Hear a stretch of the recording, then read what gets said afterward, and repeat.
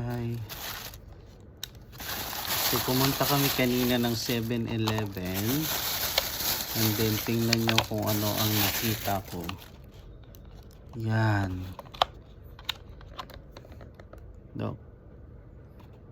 Meron tayong nakitang Dubai Chewy Cookie. Nakita ko to sa TikTok. So itry natin yung Dubai Chewy Cookie. Masarap daw to dito sa Thailand. So kumuha ako ng isa, hindi lang isa, kundi isa, dalawa, tatlo, apat. Sinamahan ko na rin ito.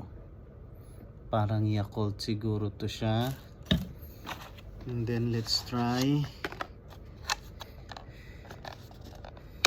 Sabi sa TikTok na napanood ko, masarap daw. Tingnan nga natin.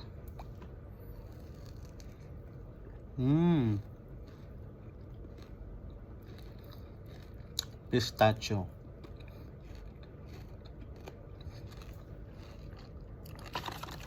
Sarap.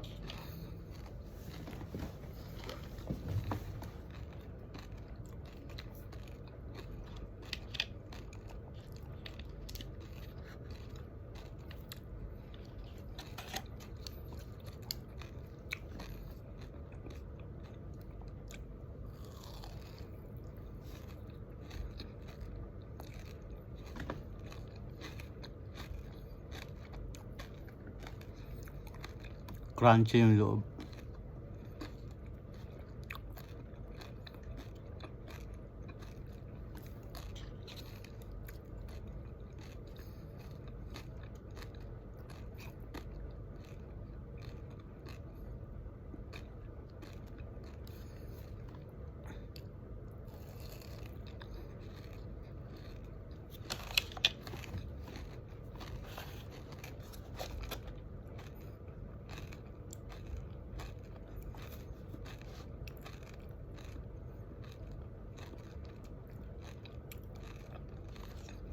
Sarap.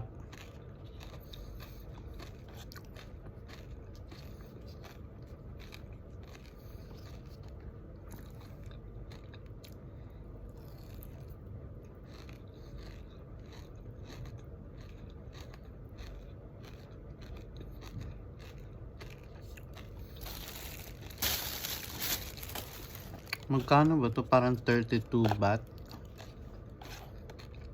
Kung hindi ako nagkakamali.